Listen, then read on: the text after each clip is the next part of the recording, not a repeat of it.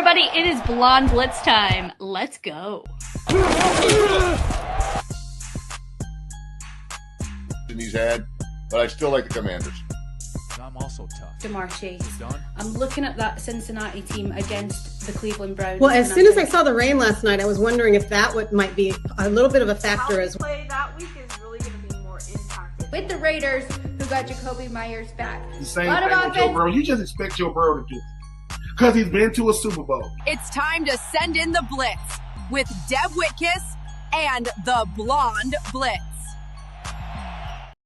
Hello, everybody. Welcome to the Blonde Blitz. I'm your host, Deb Whitcas. Week 15 is gone, and week 16 is coming on up. Guys, just 3 more weeks in the regular season. It is crazy.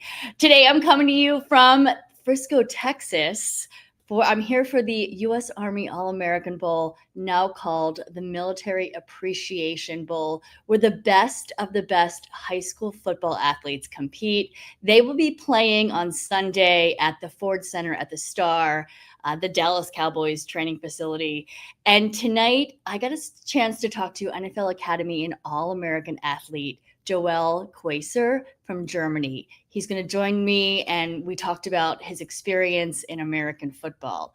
Also today, it's playoff time in fantasy football, and my special guest is the author of The History of Fantasy Sports and the Stories of the People Who Made It Happen. His name is Larry Schechter. He'll explain the ins and outs of fantasy because I play and I still don't quite get it.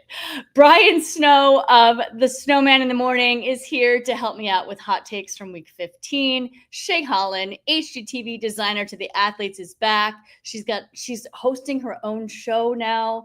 Her name is Game Day with Shay. So you guys have got to check that out. She's here to give us a tour of SoFi Stadium. We were in a suite. And she's also going to give us some tips to prep your house for Christmas games.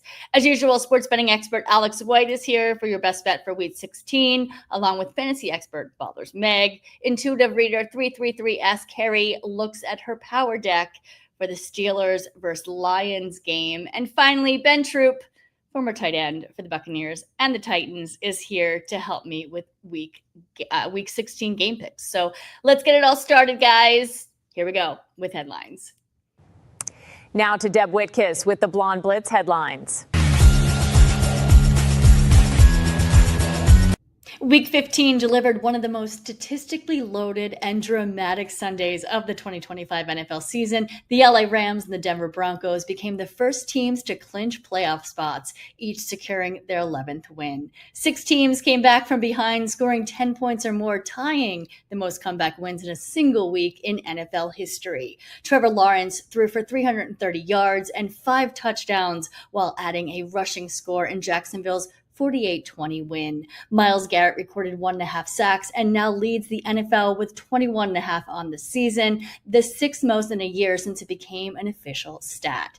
Josh Allen accounted for 3 touchdowns and now has 37 total scores this season, joining Tom Brady, Aaron Rodgers, and Drew Brees as the only players with at least 35 total touchdowns in 6 career seasons. Rookie Jalen Lane returned a punt 63 yards for a touchdown, one of 5 rookie punt return touchdowns this season, tied for the 2nd most in NFL history. Moving on to the AFC-NFC Players of the Week. On AFC offense, quarterback Trevor Lawrence of the Jacksonville Jaguars. Lawrence accounted for 6 total touchdowns, 5 passing and 1 rushing, while throwing for 330 yards with no interceptions, becoming the first player in NFL history to hit those combined marks in a single game.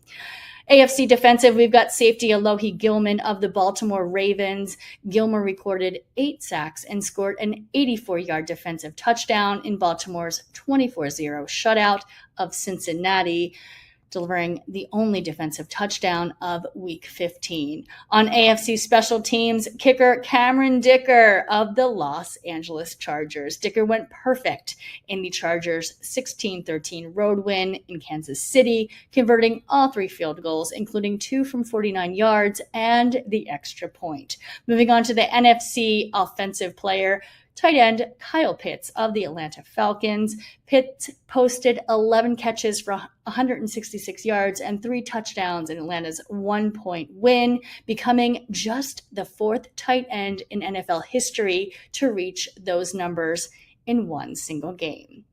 On the NFC defensive, we got LB DeMarco Jackson of the Chicago Bears. Jackson finished with 7 tackles, 2 passes defended, a sack, and an interception in the Chicago's 31-3 win, a stat combination no other NFC defender has posted this season. And finally, NFC special teams kicker Jason Myers of the Seattle Seahawks. Myers scored all 18 of Seattle's points, drilling 6 field goals, including a 56-yard game winner in the Seahawks' 18-6 victory over the Colts. All right, guys, that is week 15.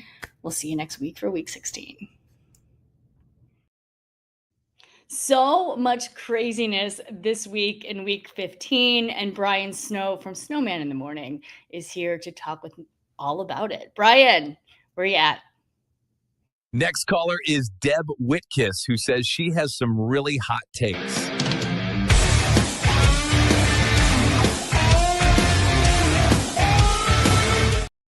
Hello, Brian. How are you, Deb? How are you? I'm good. How are you? I'm doing great.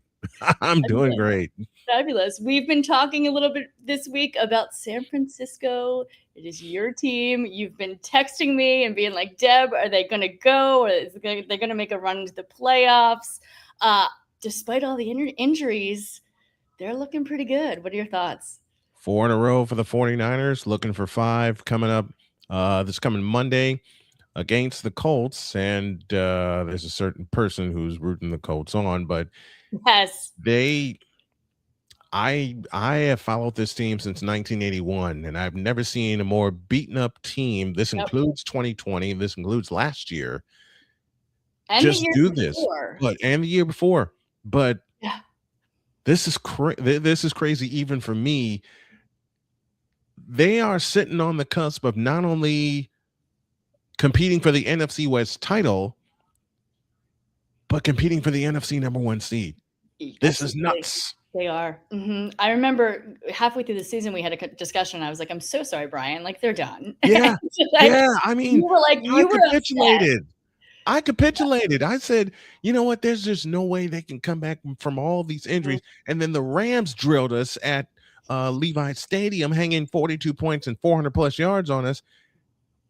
And all of a sudden, a sleeping giant has awoken. Yeah. Yeah. Yeah, and we'll see. I mean, and you and I said earlier, at the beginning of the season, we thought it was going to come down to the Rams and San Francisco, and it just may. Time will tell. Crazy. So many injuries this week. Mahomes is out with an ACL. Micah Parsons with an ACL as well. It was horrible to see him go down. Then Devontae Adams goes down in the Rams game. Re-injured that hamstring of his that he's been, had an issue with for some part of the season. And then when Puka went down, granted Puka got back up, literally, Brian, I started crying. Hey, I was crying to see so many players go down with an ACL injury, including Micah Parsons and Patrick Mahomes. And you never see Patrick Mahomes just limp off the field the way that he did against the Chargers. But when he limped off and did not come back, I said something is really, really wrong. My wife looked at the play and she said, I wouldn't be surprised if that's an ACL.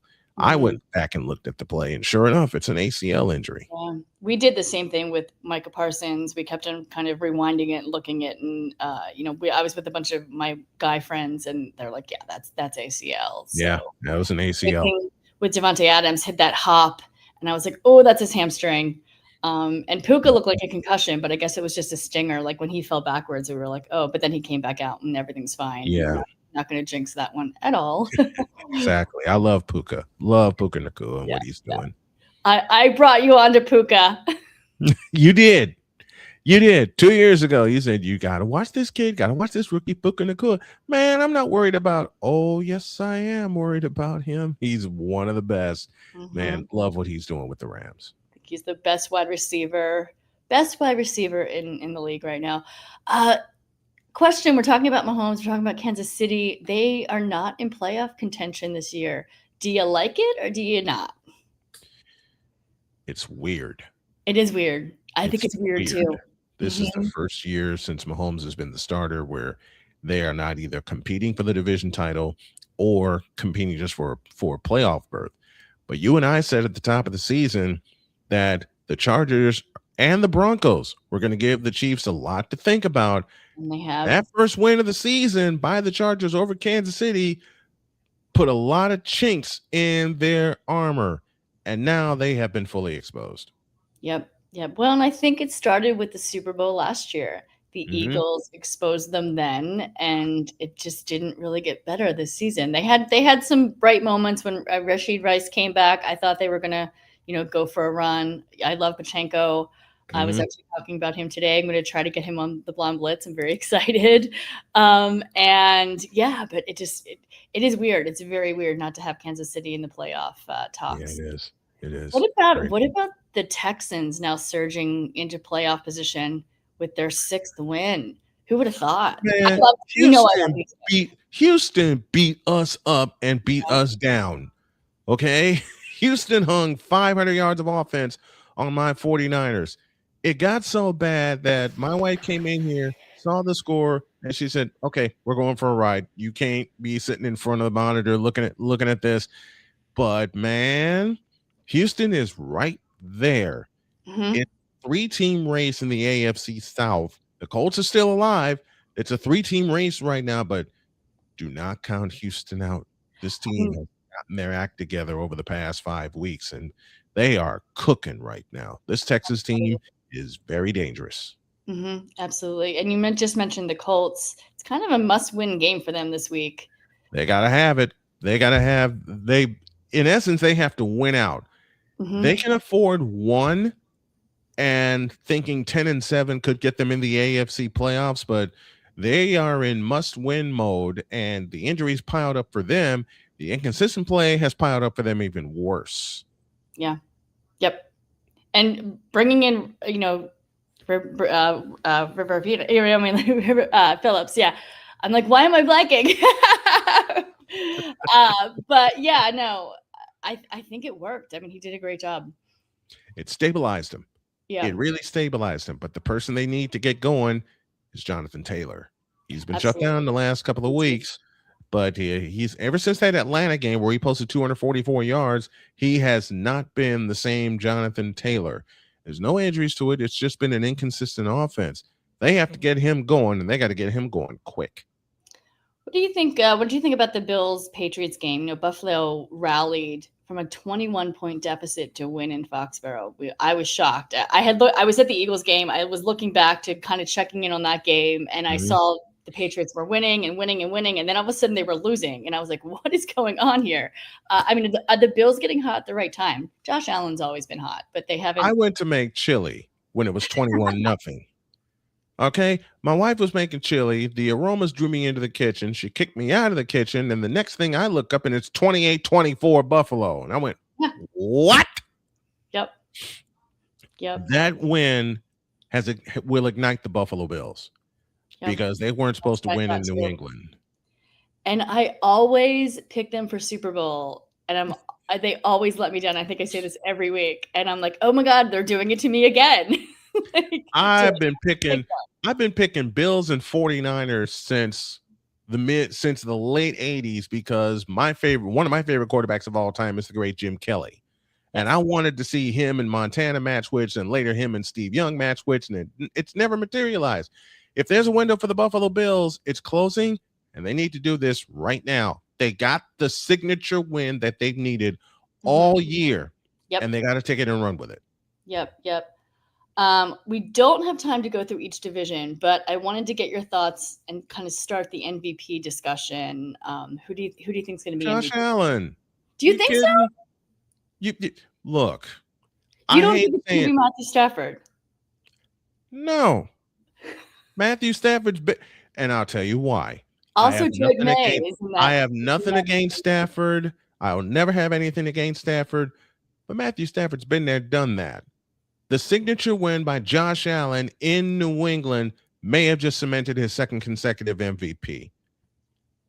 Okay. Yeah, I mean, I just think Matthew Stafford has it. Also Drake May. It's like Drake May. Drake May's in the conversation. You know, Absolutely. Stafford's in the conversation. Drake May is in the conversation. Hell, you want to throw an out of the way name that could be in the conversation? How about Christian McCaffrey? That's him too. He's in the conversation, but it could very well be Matthew Stafford's MVP to lose. Especially given the fact that there's an outside chance he may throw for a certain figure we like to call 5,000 yards. Exactly. But he's leading the NFL in passing yards. Wonderful season. But the voters look at past history, okay? And they also look at signature wins. Matthew Stafford's signature win was San Francisco getting revenge from earlier in the year. Josh Allen's signature win just happened. Okay. I mean, I think Stafford, he just threw 368 yards, 2 touchdowns in that Lions game. That was a huge game. Man, how is Matthew Stafford doing this with a bad back, a bad arm, and he's still throwing for 368 yards? I mean, Matthew Stafford has been incredible for the Rams. I will never take anything away from Matthew Stafford. Absolutely. All right, Brian, thank you so much for stopping by and helping me out with Week 15 game picks. Where can our audience find you? They can find me at snowmanmultimedia.com and Snowman in the Mornings on 5 days a week, 10 a.m. Eastern. All right. We'll see you soon. Thank you very much. All right, guys. As I said earlier, I am coming to you from Frisco, Texas. I'm here for the U.S. Army All-American Bowl, now known as the Military Appreciation Bowl, where the best of the best high school football athletes are competing on Sunday at the Ford Center of the Star.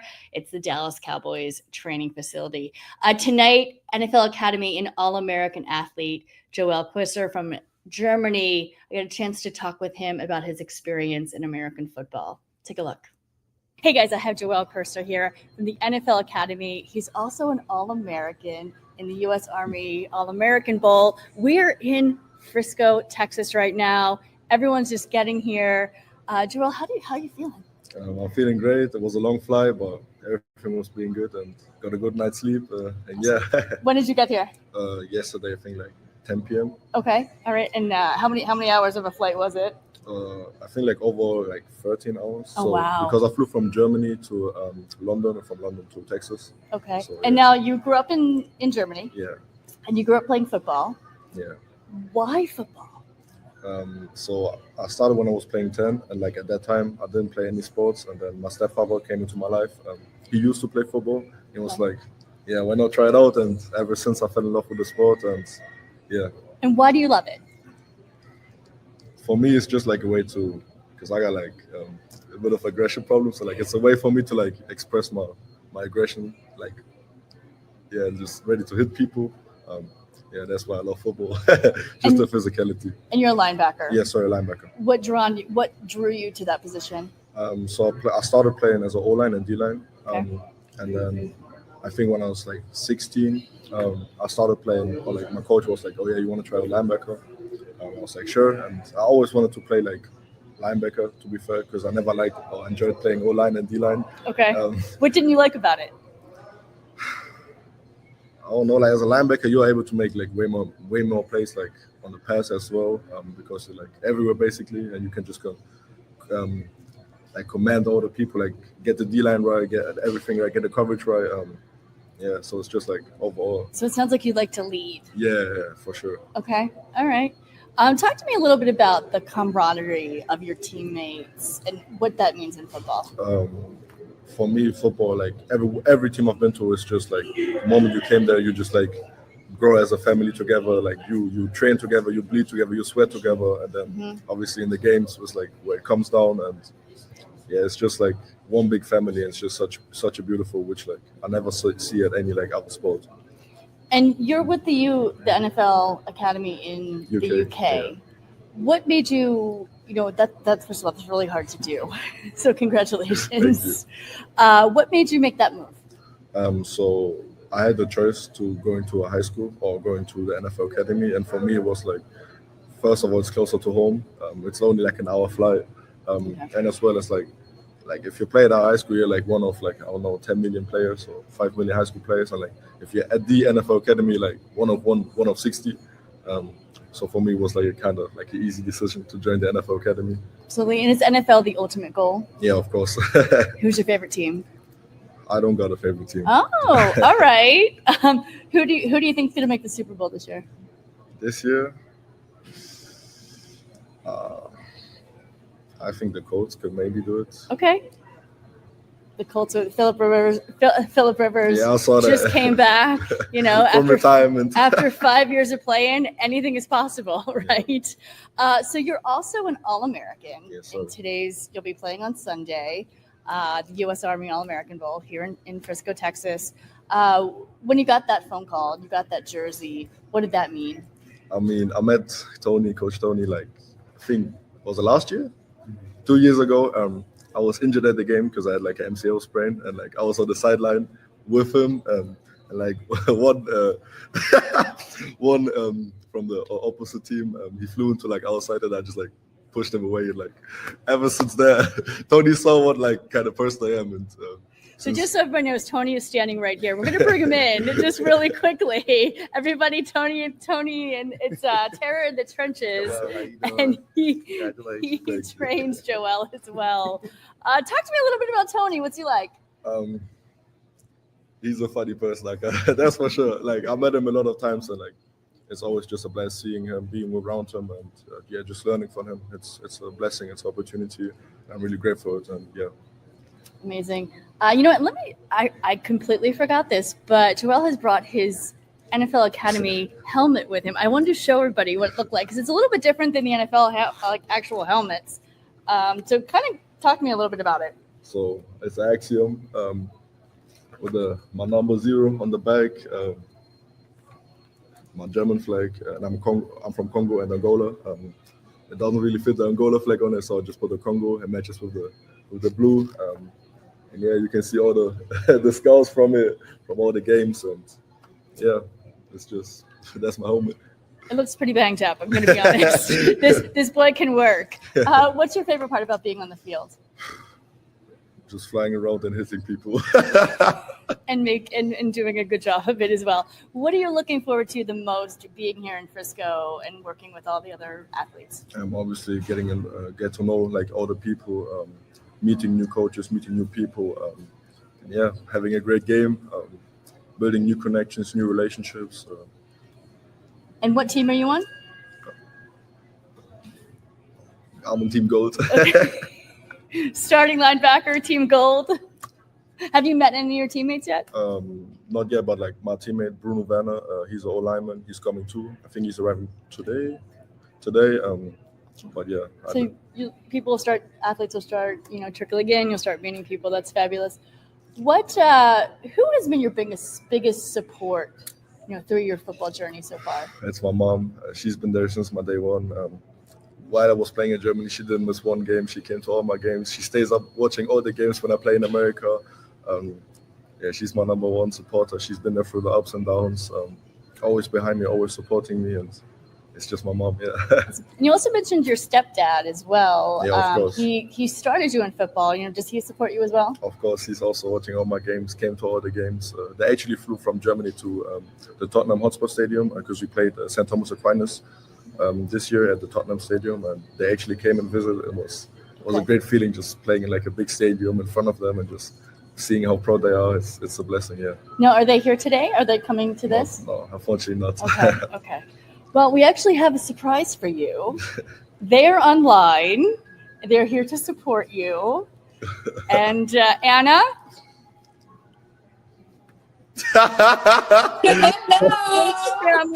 Hello. We have Anna, stepdad Lucas, and Aunt Lola. Hello. Oh, hello. Alles gut? What do you guys have to say to Joel? Sorry? What do you guys have to say to him? What do we have to say to him? We are very proud. Yeah. And you make the way. Are you guys really proud he's here in the States and yes. The gold team and this is quite an accomplishment. Yeah, it's a big opportunity, and we appreciate it that he's so one of 2 internationals at the bowl on Sunday, and so we support him from here, and we watch the game on Sunday, and so we are very excited for him, and so we wish him all the best. Are you guys having a party? You're having a watch party? What's going on Sunday? Not a big watching party, so I think the game is at 8 p.m. our time. So, but I think so Lucas, Lola, me, his nephew is also here. Like the whole cousin, not nephew, cousin. So maybe my mom, and then All right. What would you like to see him do on Sunday? We need some flags. Some flags. No, some flags. Okay. Wait, no flags. The flags will be bad. No flags. More flags. Absolutely, I agree with that. Sex and a lot of tackles.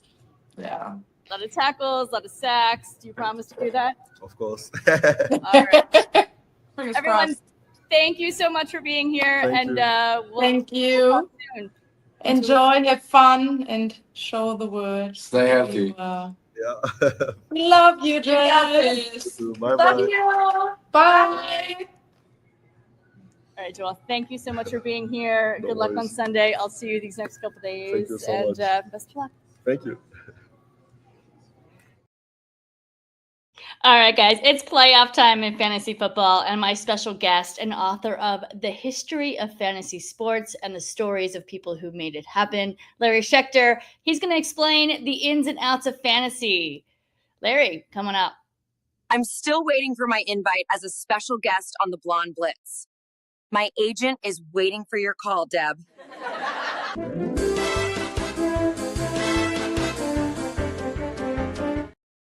Hi, Larry. How are you?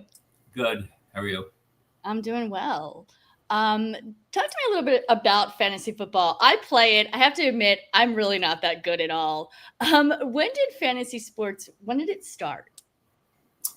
Well, there were precursors to fantasy sports starting as early as the 1800s with tabletop games. And then there were things like Stratomatic and APA. And then modern fantasy sports, what I call modern fantasy sports, the distinction is other games such as APA and Stratomatic were based on real professional athletes, but what they did in previous seasons. Whereas modern fantasy sports, you're drafting players for your teams before the games are played, so you don't know what's going to happen yet. And the first fantasy football league started in 1963. It was actually a guy named Bill Winkenbach was a 10% owner of the Oakland Raiders, and he had in the mid to late 50s he had a primitive fantasy game for the PGA golf and for baseball. Mm-hmm. And he was a part owner of the Raiders, and they were flying from Oakland to New York one week for a game against the New York Titans, which is now the New York Jets. And Winkenbach told a couple of people on the plane about his games for golf and baseball, and they said, "That sounds great. Why don't we do one for football?" That was in the fall of '62, and the season had already started, so they talked about it and they created a game, but they had to wait till '63 to start playing it. What? And then, go ahead. No, to say, and then that's how fantasy football started, and it grew from there, from just then. And it's grown huge. Why do you think people love it so much? Well, people love football, and they love competition, and they love being able to be in charge of their own, pick their own players and make their own trades and things like that. And fantasy sports, it's grown to like a $25 billion a year industry worldwide. There are millions and millions of people playing. There's 60 million people, adults in the U.S. play, and that's not counting 18 and under. There are lots of kids 18 and under who also play. There are 200 million people playing fantasy cricket in India. There are games for everything from fantasy football, fantasy baseball. There's fantasy Iditarod, fantasy sumo wrestling. There's like fantasy everything. If you have something where you can have statistics and something to measure, you can make a fantasy game out of it. And do you think people do it for the money, or they do it just for the fun? Mostly for fun. It's competition. It's fun. It's also when I wrote the book, my idea was, nobody has ever written a book like this. Nobody has ever told the story of how did this all happen? How did we go from ideas people had years ago for games to where we are now with these millions and millions of people playing, as I just said, everything, from fantasy football to fantasy Iditarod. So my idea was somebody needs to write a book like this because no one has ever explained how this happened. So I thought I'm going to write a book called The History of Fantasy Sports, explain who did what, when, how did it all happen. When I started researching, by the way, it took me 18 months of full-time research. I had no idea what I was getting into. But when I started getting to it, I started hearing things that were fascinating. And so I realized early on I could kind of tell the story of what happened and it would get the job done, but it would also come off as a very boring research paper. Right. But instead, I focus on the stories of the people and what they did, which makes the book easier to read and fascinating. The reviews are fantastic. People, what I just said isn't my own opinion. It's what people say. It's easier to read. It's fascinating. It's funny. It's inspirational. The stories are great. And what's the biggest takeaway? One more question. What's the biggest takeaway from the book?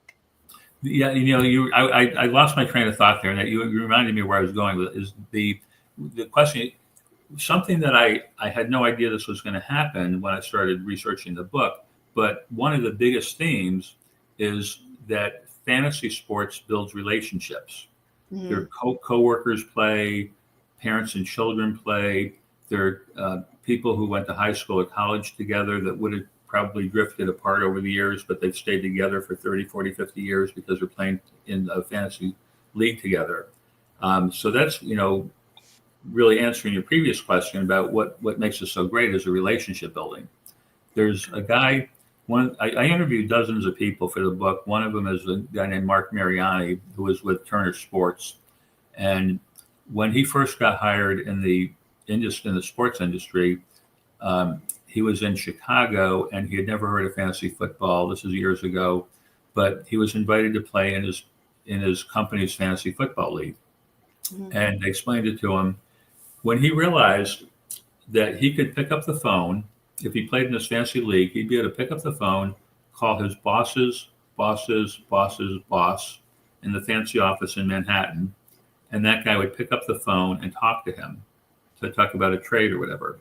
When he realized that, he joined immediately because that guy ordinarily wouldn't take this phone call in a million years. Yep. That makes sense. And you're right. When I play with my fantasy league, it's my gym. And, you go, you work out, you don't really talk to many people, but yet we text each other and we're all about football and it's fun. And we learn from each other. Larry, where can our audience find the book? It would make a great Christmas gift. So. Yeah, anybody who plays fantasy sports will love the book. There's 99% of the information they've never heard. I didn't know any of this stuff when I started. I've been playing fantasy for years. It's on Amazon. That's the easiest place to find it and get more details and see all the reviews. It's available ebook and paperback. And it's also, if you don't like Amazon, it's available. Most booksellers' websites have it paperback and ebook. All right, Larry, thank you so much. Happy holidays, and we'll see you soon. Hey, you too. Good luck in your fantasy playoffs. Thank you. I'm not in them, but it's fine. Good luck next year. Thank you. All right, guys. Next, Shay Holland, HGTV designer to the athletes, is here to give us a sweet tour of SoFi Stadium and also give you all the tips on how to get your house ready for the Christmas games. Shay, come on out. When I need the latest in style and entertainment, I tune into the Blonde Blitz.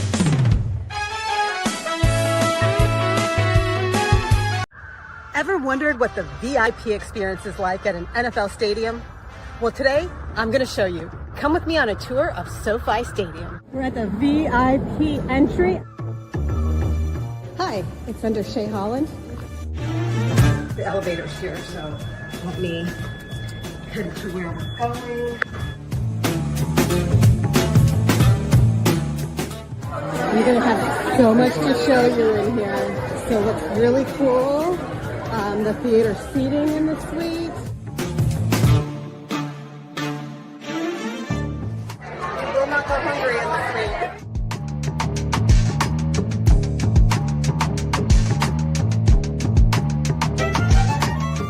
I mean, it's even an experience here in the restroom. So these gorgeous marble countertops, this wall treatment. So we're getting ready to take a tour of SoFi Stadium. What most people don't know about SoFi is that it is actually built underground, and that's because it's in an airline flight path. So we're actually heading down to the field.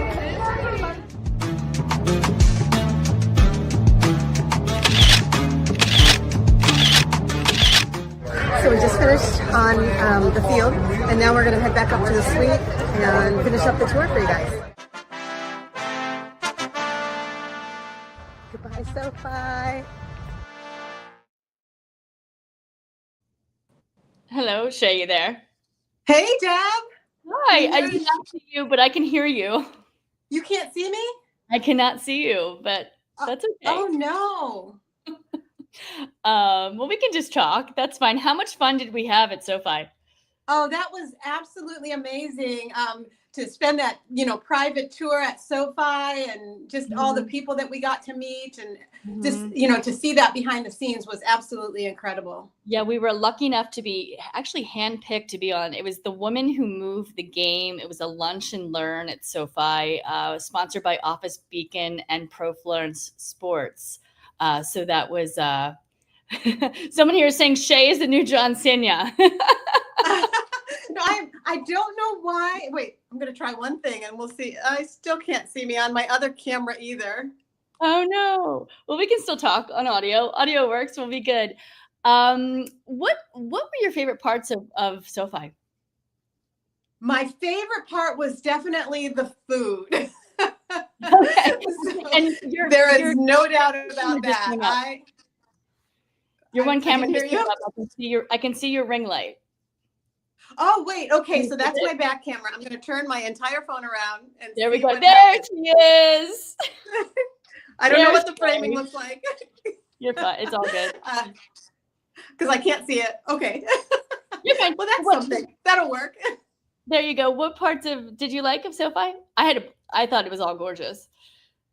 Yes, I was saying for me, it was just, there's so many amazing little details there, and the luxury materials and the food spread and just the views, obviously, down to the field. There's just so many things that you could point out that just, make it for a VIP experience. It really is. And I can, you can just imagine when those suites are filled with, celebrities and other A-listers, what the vibe must be.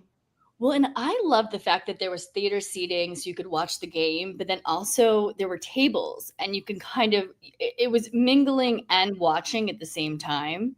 And the views were just spectacular of the field. And I love bathrooms. I'm a little weird. I loved the private bathrooms in the suite too. I thought that was extremely nice as well. Not to have to go use like the public restroom. It was like a private, just your friends bathroom. Yes, that is definitely, especially if you've ever been to a game and waited, 30 minutes in line for the restroom. That is one of the key things. And they're so large and spacious. I don't know why they made them so big, to be honest with you, because there's not showers in there. But you definitely There almost could have been. Almost could have Yeah, been. they're about as big as my kitchen. It was cracking me up. Yeah, absolutely. But I know that when they were building the suites, one of the key things that they wanted was almost that feeling when you're at home and everybody's gathered around the kitchen counter, or they're watching the game from, everybody's gathered together. So that's why you get this more open space in the suites where you saw that they had those long tables. That is so you can sit down literally and have a family style meal, which is what we did. And so I love that part of it too, that it was really focused on, with theater seating, it doesn't feel exactly like a gathering. That's awesome when you're watching the game, but at halftime or other parts of the game where you may not necessarily want to be watching the on-field action, then you still have a place to all gather and have a conversation. So it's also that really thoughtful design that is reminiscent of home that makes it such a special experience. Right. And football's family already. So between home and then family and, having a great conversation. What are a couple of ideas from NFL suites that people can make, can do in their own home? Well, if you saw that, the suite tour we just did, it's not as luxurious as you might think. A lot of the ultra luxury is in the private clubs. And so some of the ideas are very doable, and some don't even cost any money to do yourself. For example, the TV placement, we've talked about that before in the past. Maybe having multiple TVs. I know in my family at Thanksgiving, we realized we're going to probably put in at least one more TV because we were kind of all spread out and everybody watched the holiday games, and that's probably going to be the same at Christmas. And so, maybe thinking about something like that. Is there a way to do it where you have multiple so everybody gets a good view? Because in our family, if you don't have maybe multiples, somebody's probably going to have to sit on the floor. Somebody's going to have to stand the whole game because we just didn't have enough seating in one room. So that's another thing to think about, is really take yourself and sit in each seat and see, is there a really good view of the game? Because I think that's the most frustrating thing, when you don't have good view and a good sound of the game.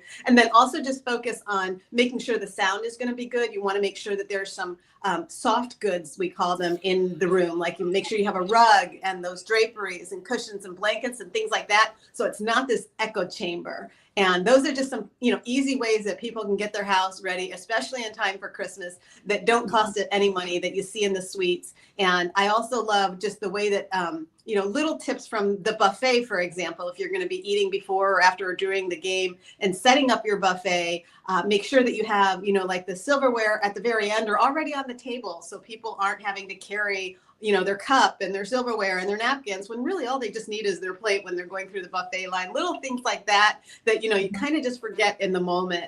But I'm very excited about the holiday games coming up too. So am I, and playoffs are coming. The regular season is ending, playoffs, and it's an exciting time. I love the holidays, and I love, the end. I hate the end of football season because it's ending, but I love it because it's so exciting. Who's going to make the playoffs and ultimately Super Bowl. Well, Shay, you have some exciting things going on. You have a new podcast. It's launching soon. It's called Game Day with Shay. Just wanted you to talk about it a little bit.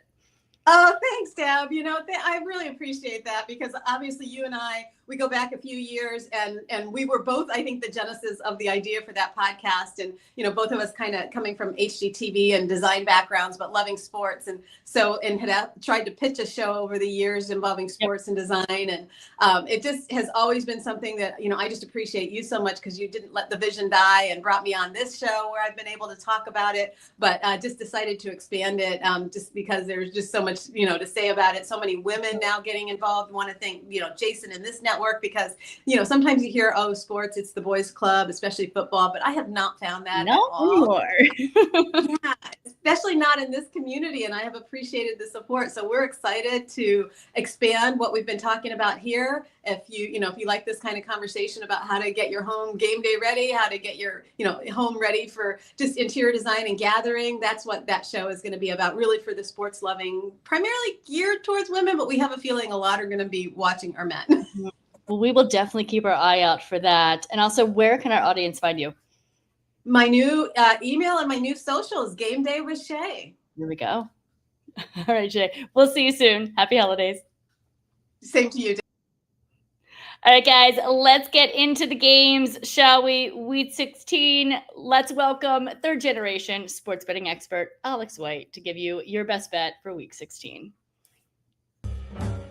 It's time to get some NFL betting advice from Alex White and the Blonde Blitz. Win big so I can rob you later.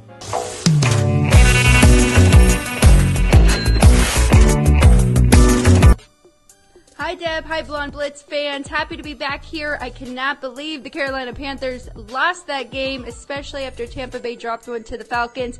But we got to move on. Week 16 here in the NFL. The Chargers are catching points against the Dallas Cowboys. I think the Cowboys are overvalued. I think this is a great spot. Yes, we saw their defense get a little bit better, but now they have regressed again back to one of the worst defenses in the league. They just gave up 34 points to J.J. McCarthy and company, and they're settling for way too many field goals. So although their offense, number 1 in yards per game and number 3 in points per game, they're relying on Aubrey way too much. Now they're going to face a defense that is the 6th best red zone defense in the league. They are also 4th best in opponent yards per game. This Chargers defense has been very stingy as of late, and it could be a weird spot. They just beat the Chiefs. They've got the Texans up next, but the Chargers have not punched their ticket yet for the playoffs, and the Cowboys, they could be eliminated before that game kicks off on Sunday. So I like the Chargers catching 2.5 points here on the road against the Dallas Cowboys. Thank you very much. Thank you so much, Alex. All right, guys, of course, we can't talk sports betting without talking fantasy, right? Here's fantasy expert Ballers Meg with her advice for week 16. When I'm looking for fantasy advice, I listen to Meg from TSS Fantasy. Hi, guys. Welcome back to the fantasy football section of the Blonde Blitz podcast with me, Ballers Meg. So let's jump into the players that I would recommend you pick up ahead of week 15 games. Starting off over in Houston, where I'm picking up Nico Collins.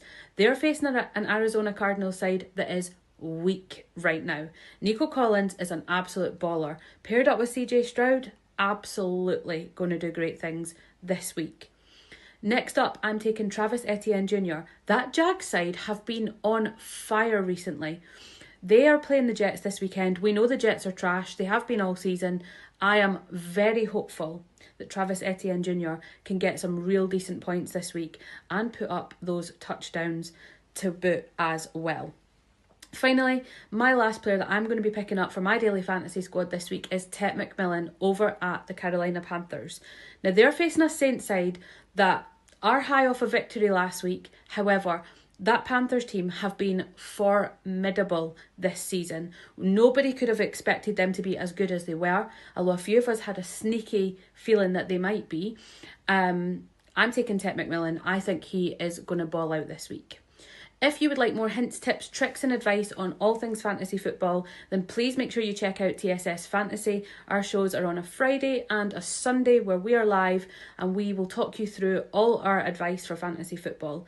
And if you want to catch me some more, then Ballers_Meg on all social media platforms. You can catch my content across there.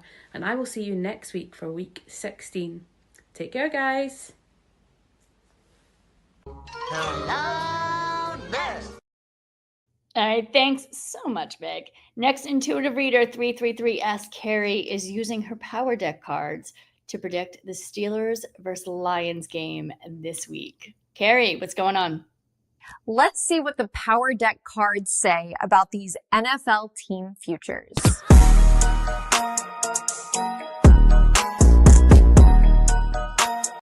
333 Ask Carrie here, ready to give you Week 16 game predictions for the Pittsburgh Steelers versus Detroit Lions game, and I will be using my power deck.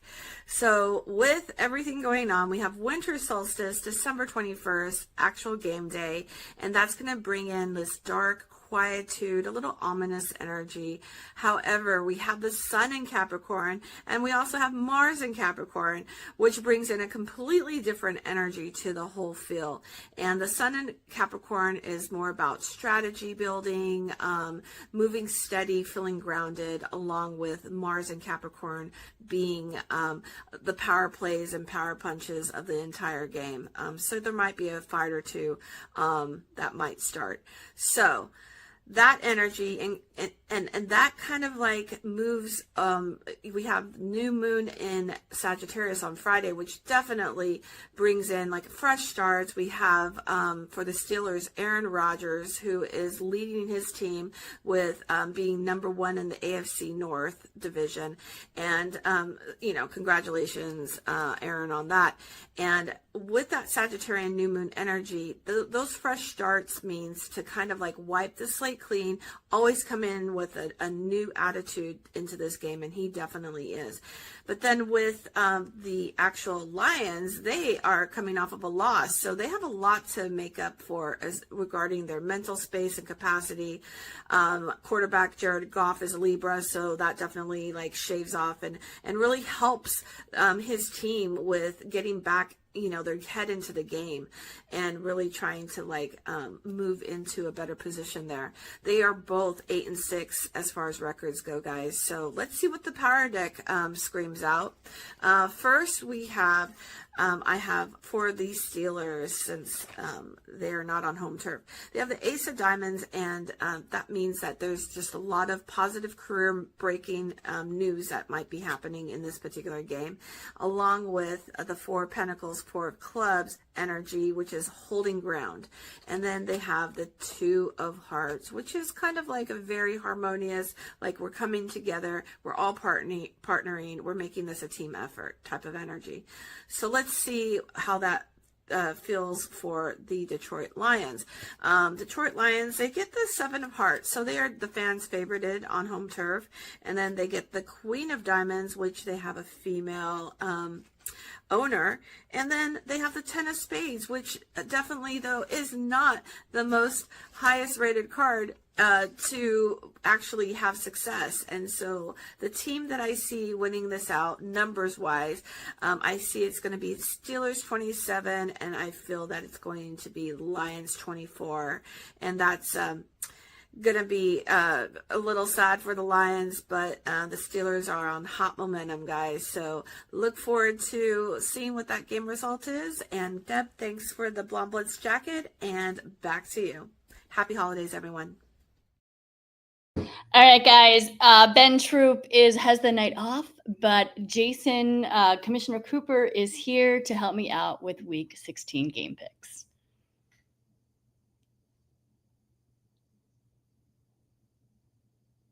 Bring in Deb and Troupe so we can get our NFL picks.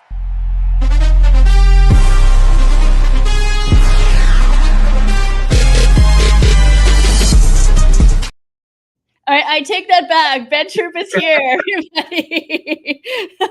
Former tight end for the Buccaneers and the Titans, the one, the only Ben Troupe. Hi, Ben. How you doing, Deb? I'm doing very well. What did you think of last week's games? Well, I mean, outside of Patrick Mahomes being out for the season, right? And I think I want to say Josh Allen and company just reestablished dominance. You know, Drake May, outside of him and his wife doing TikToks and making cookies or whatever they're doing, I think that a hierarchy got reestablished when they still got 3 games to play, and you know the thing, and I think the thing about the Rams. You might want to watch out for what the Rams and, you see what Matthew Stafford and company is doing. Michael Parsons goes out for the year. That's going to hurt Green Bay. That's going to hurt. And for everybody that thought that the Eagles weren't that good, you might want to look again. I mean, now, Deb, it was against the Raiders, so it's kind of asterisk. It was the Raiders.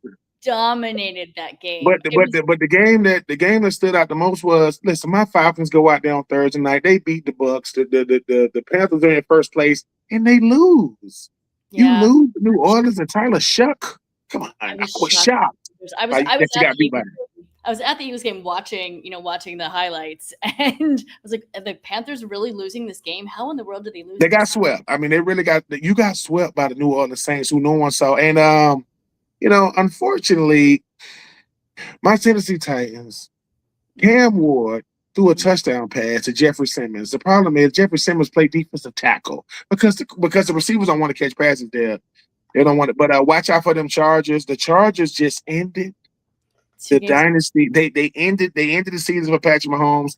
And I kind of been stalking the internet trying to see what's up with Travis Kelce.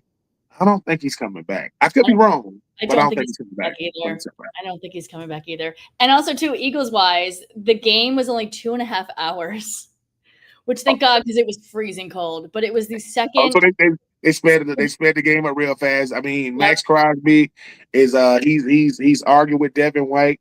Y'all got the question of the day is Pete Carroll gonna be the head coach of the Raiders in 2026? Because it's ugly. It is ugly. I don't think so at all. I think Black Monday, here we come with him, unfortunately. Well, let's get. And the Cowboys are fraudulent. Just saying. I agree with you there too. Even though I'm here right now, I'm in Dallas. But anyway, let's talk about these games. Rams versus Seahawks Thursday at 8:15 p.m. tomorrow. What you got and why?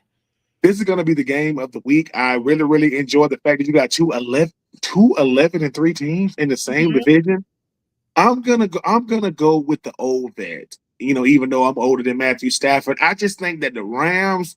Let me say this. I think Seattle is the better team. Complete Oh, team. wow. We talking about offense, defense. I do. Really? But here's the thing, Dale. Matthew Stafford, Puka Nacua, they found something real nice. It's a look. As long as we keep Matthew Stafford, who missed the whole preseason, by the way. I think it's gonna be a really, really good game. I just think that the Rams are playing at a different level right now because I think that Matthew Stafford is saying, I'm not in my 20s. I'm in my late 30s. I got to cherish these moments, these games, these years. I got my best years are definitely behind me, but he's putting his best, dare I say, one of his best years together. So I don't feel good about it, but I'm going to go with the Rams. I'm going to go with Sean McVay and company over Coach McDonald and the Seattle Seahawks. I agree with you. And also, congratulations to Coach McVay. He just had his second baby with his wife. That baby already got a headset. That baby already calling plays. Absolutely, absolutely. Well, this game is super important. The winner will take over first place in the NFC West and have the inside track to #1 seed in the NFC playoff picture. Like you said, both are 11-3, both NFC. Game is in Washington. Both defenses are strong. I just Yes. Matthew Stafford and the Rams' ability to put points on the scoreboard at this point.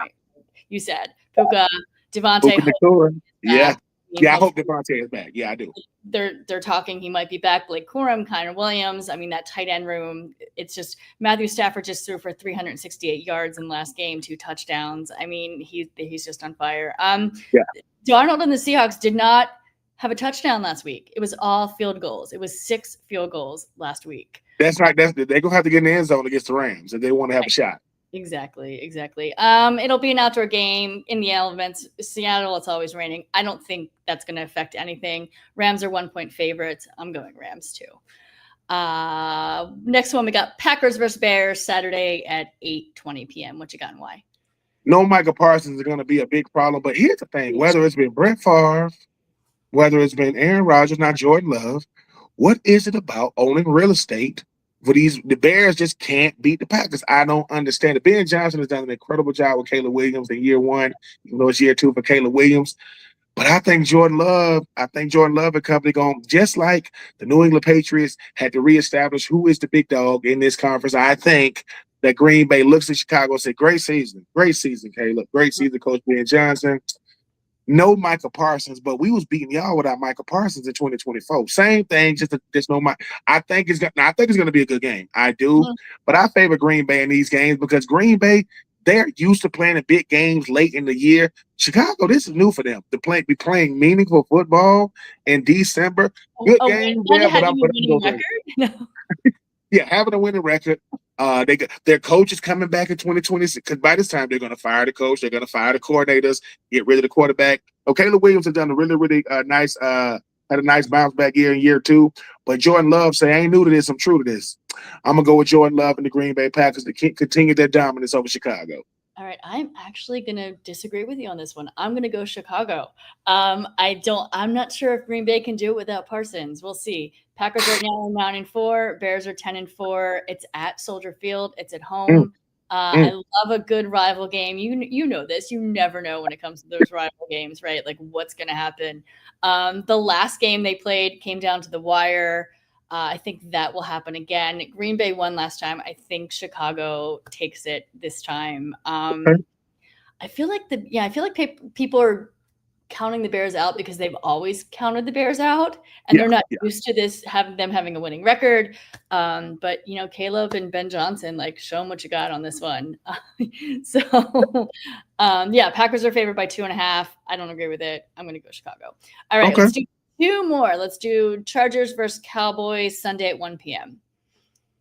I appreciate the fact that the Chargers are playing really, really good football. And this is what I don't like. The Dallas Cowboys have a 1% chance of making about 1%.